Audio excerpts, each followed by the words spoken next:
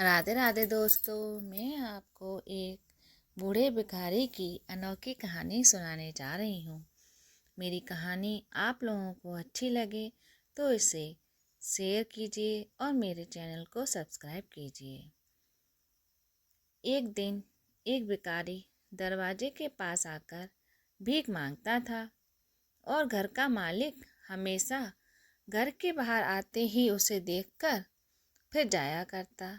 कई बार उसके लिए गालियां भी बकता था। वो कहता, तू जिंदा ही क्यों है? पूरी जिंदगी ऐसे ही भीख मांगेगा क्या?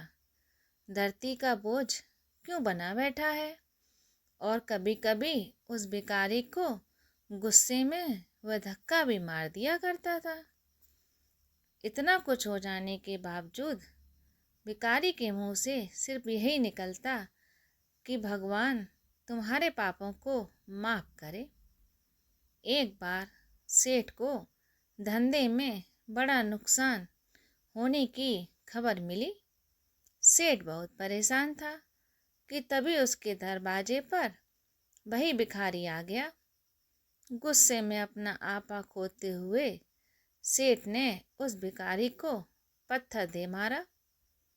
पत्थर लगने के कारण भिखारी का सिर फूट गया और उसके सर से खून बहने लगा। फिर भी दर्द से कराहते हुए भिखारी ने इतना ही कहा, भगवान तुम्हारे पापों को माफ करे। भिखारी वहां से चला गया। सेठ सोच में पड़ गया। भिखारी को पत्थर मारा, फिर भी उसने मेरे लिए सिर्फ प्रार्थना ही की। सेठ का गुस्सा शांत हो गया। सेठ का मन शांत हुआ। भिखारी का रहस्य जानने के लिए सेठ ने भिखारी का पीछा करना शुरू कर दिया। भिखारी जहाँ जहाँ जाता सेठ उसके पीछे पीछे जाता। सेठ ने देखा कि कोई उसको खाना देता, कोई उसको मारता और कोई अपमानित करता तो कोई गाली देता। लोग भिखारी के साथ जैसा चाहे वैसा व्यवहार करते, लेकिन भिखारी सबके लिए एक ही प्रार्थना करता कि भगवान तुम्हारे पाप माफ करे। अब रात होने को आई थी। भिखारी अपने घर जाने के लिए लौटा। वो अपने घर पहुंच गया, लेकिन सेठ अब भी उसका पीछा कर रहा था। एक पुरानी टूटी हुई खटिया पर एक बूढ़ी औरत लेटी हुई थी और काफी कमजोर और बीमारी लग रही थी। वह भिखारी की पत्नी थी।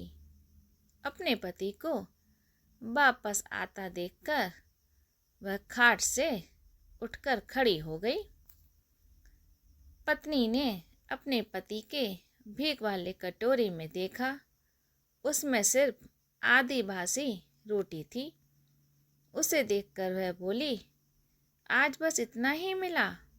और हाँ, आपके सिर से खून निकल रहा है, ये चोट कैसे लग गई? भिखारी बोला, आज तो बस इतना ही मिला, किसी ने कुछ दिया ही नहीं। सबने गालियां दी और एक ने पत्थर भी फेंक कर मारा, इसलिए मेरा सर फट गया। एक गहरी ठंडी सांस लेकर बूढ़ा भिखारी फिर से बोला, ये मेरे ही पापों का फल है। तुम्हें याद है कुछ सालों पहले हम कितने अमीर थे? क्या कुछ नहीं था हमारे पास? हमारे पास हर चीज़ ज़रूरत से ज़्यादा थी, लेकिन हमने कभी दान नहीं किया। और उससे भी बुरा हमने उस अंधे भिखारी के साथ किया जो हमारे द्वार पर भीख मांगने आया करता था। बूढ़ी पत्नी की आंखों में आंसू आ गए। वह बोली, हाँ, हम उस बेचारे अंधे के साथ बहुत बुरा करते थे, उसका अपमान करते थे, उसे खाने के लिए रोटी की जगह कागज दिया करते, उसका मजाक उड़ाया करते और कभी कभी हम उसको मारा भी करते थे। मैंने कभी उसको रास्ता नहीं दिखाया। एक बार मैंने उसके मुंह पर मिट्टी भी फेंकी थी और वो हमेशा दुखी होकर यही कहता कि भगवान तुम्हें तुम्हारे किए की सज़ा देगा, भगवान तुम्हारे पापों की सज़ा ज़रूर देगा। उसका श्राप सच हुआ और हम इस दुख भरी जिंदगी में आ गए। भिखारी बोला, हाँ, उसका श्राप सच हुआ, इसलिए मैं किसी को बद्दुआ नहीं देता, चाहे कोई मेरे साथ कैसा भी बर्ताव करे। मैं हमेशा सबके लिए ईश्वर से प्रार्थना करता हूँ। मैं नहीं चाहता कि कोई भी हमारी जैसी ज़िंदगी का अनुभव करे, किसी को भी हमारे जैसे दुखों का सामना नहीं करना पड़े। वो नहीं जानते कि वह कितना बड़ा पाप कर रहे हैं, इसलिए अनजाने में हुए पाप की ऐसी सज़ा किसी को भी ना मिले। मैं नहीं चाहता कि हर किसी को सज़ा मिले। सेठ वहीं पर छुपकर ये सारी बातें सुन रहा था। अब उसे सब कुछ समझ में आ गया था। भिखारी और उसकी पत्नी ने वह आधी रोटी मिल बांट कर खाई और भगवान को धन्यवाद बोलकर सो गए।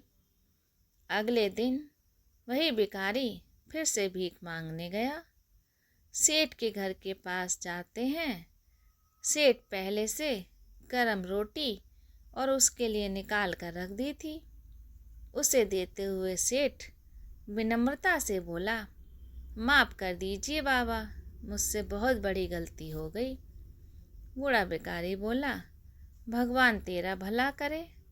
इतना कहकर वह आगे निकल गया। इस कहानी से हमें ये सीख मिलती है